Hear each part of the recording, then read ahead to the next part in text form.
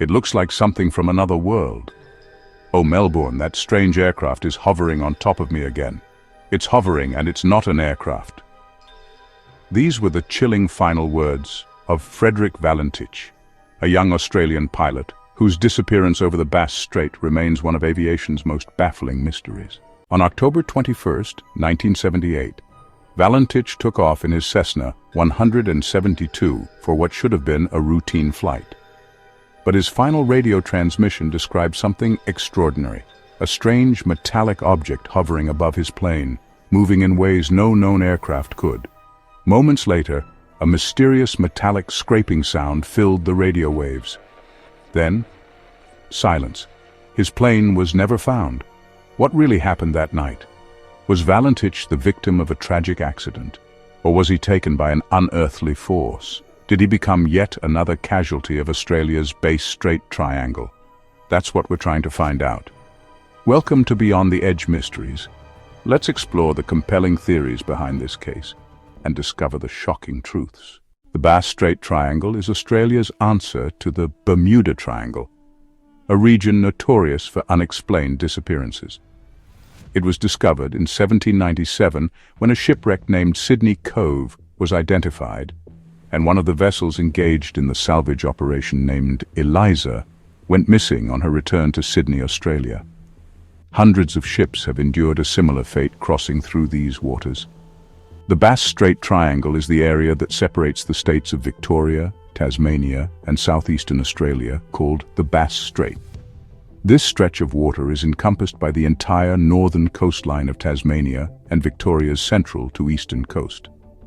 This treacherous stretch of water separates the Australian mainland from Tasmania and has long been associated with eerie and unexplained events. Ships have vanished without a trace. Pilots have reported strange lights in the sky hovering about, and entire aircraft have disappeared from radar, never to be seen again. For centuries, sailors and pilots have feared these waters. But why? Some even believe electromagnetic anomalies interfere with navigation and disrupt systems, completely destroying their spatial awareness. Others claim violent, unpredictable storms are to blame. Or is there something far more mysterious lurking in the Bass Strait Triangle? Frederick Valentich was a 20-year-old pilot, eager to build a career in aviation. He only had 150 hours of flight experience, but held a Class 4 instrument rating, which authorized him to fly at night. He was on a routine night flight from Melbourne to King Island. He told flight officials that he was going to King Island to pick up some friends. However, later investigations found this stated reason to be untrue. Valentich had also failed to inform King Island Airport of his intention to land there, going against standard procedure. Why the sudden secrecy? What was he really planning on doing? Later that evening, Valentich radioed Melbourne Flight Service at 7:06 p.m. to report that an unidentified aircraft was following him at 4,500 feet. Valentich's voice crackled over the radio. "There's a large aircraft above me. It's moving too fast." Seconds later, "It's hovering. It's not an aircraft." His tone grew increasingly panicked. He described a shiny, metallic craft with a green light moving in impossible ways, following him. Then, his final words, "It looks like something from another world." At 7:12 p.m., a strange metallic scraping sound filled the radio. Then, silence. Valentich and his plane vanished. Many believe Valentich was the victim of a UFO encounter. Eyewitnesses in the area reported seeing a green light in the sky that night. His final radio transmission described an object moving too fast for any known aircraft. And no wreckage was ever found, dismissing the idea of a plane crash. Could he have been abducted? Could his plane have been engulfed by something unknown? Some UFO researchers claim the metallic scraping sound was actually a sign that Valentich's aircraft was being pulled into an unknown force. Ufologists have claimed that a UFO either destroyed Valentich's aircraft or abducted him, saying that some individuals reported seeing an erratically moving green light in the sky and that he was in a steep dive at the time. But could there be a more earthly explanation for his disappearance? The Bass Strait Triangle is no stranger to vanishing aircraft. In 1944, an Australian bomber disappeared after reporting lights following their aircraft. In 1954, a Royal Australian Air Force Avro Shackleton vanished during a routine patrol, just miles from where Valentich disappeared. In 1972, a Cessna 182L, flown by Brenda Heen and Max Price, disappeared on a flight from Tasmania to Canberra under clear skies, again with no wreckage ever found. The plane was thought to have crashed at sea. Other rumors stated that she was politically targeted or her plane was sabotaged to send a message. Thousands of planes have reportedly fallen victim to this stretch of water. Should this area be declared a danger zone?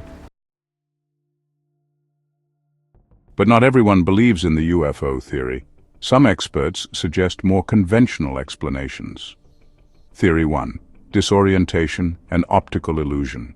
Some Western Australia Department of Transport officials proposed that Valentich became disoriented while flying at night. They suggest he may have been flying upside down without realizing it, and that the green lights he saw were simply his own aircraft's reflection on the ocean below. Could he have been unknowingly spiraling downward, believing he was being pursued by something otherworldly? Theory 2. Faked disappearance. Could Valentich have staged his own disappearance? His aircraft had enough fuel to travel 497 miles or 800 kilometers, far beyond Cape Otway, his last known location. Despite ideal weather conditions, his plane never appeared on radar, leading some to doubt he was ever near Cape Otway. And strangely, Melbourne police received reports of a light aircraft making an unscheduled landing near Cape Otway, around the same time as Valentich's disappearance. Were these reports falsified? Did he escape to start a new life? If so, why has he never been found? If he did in fact land his plane, where is it? All these years later, and no debris has ever been recovered. Theory 3. Suicide. Another grim theory suggests that Valentich intentionally crashed his aircraft. But UFO researcher Keith Basterfield conducted extensive interviews with Valentich's doctors and colleagues. None of them believed he was suicidal, and if he truly planned to end his own life, why the bizarre UFO report?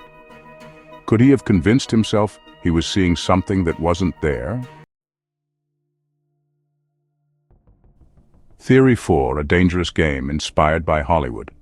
Some skeptics point to an eerie connection between Valentich's final words and a popular movie at the time. In 1937, the film Close Encounters of the Third Kind was widely popular among pilots and UFO enthusiasts. Steven Spielberg remade this classic film in 1977, reigniting the insatiable appetite and obsession with unexplained UFO phenomena. Skeptic Brian Dunning suggests Valentich may have been reenacting a scene from the movie, deliberately flying in circles to mimic a UFO chase. I'm sure this made interesting dinner conversation. If this was in fact true, could he have simply lost control of his aircraft in the process? Possibly, but no one reported an aircraft explosion that night. When Rhonda Rushton, who was Valentich's girlfriend at the time, stated that 6 days before he disappeared, he discussed the possibility of a UFO taking him. Seems outlandish, right?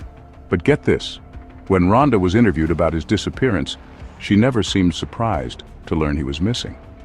However, she did say he wasn't himself Friday night, according to the 1981 accident report. And this story just got a little weirder. What do you think about this bombshell?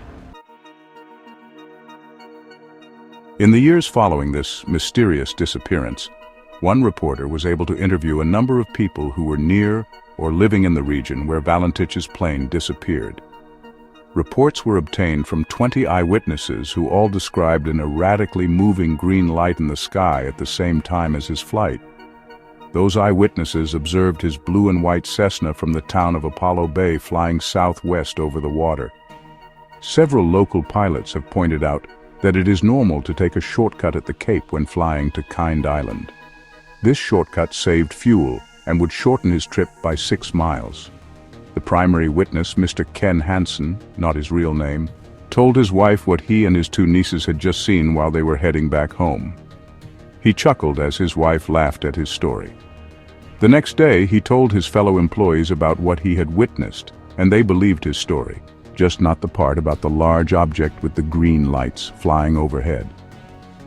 Hansen later discussed his story with a local policeman who happened to mention this to Guido Valentich, the father of the missing pilot. Guido Valentich then told the reporter to interview Hansen and his two nieces.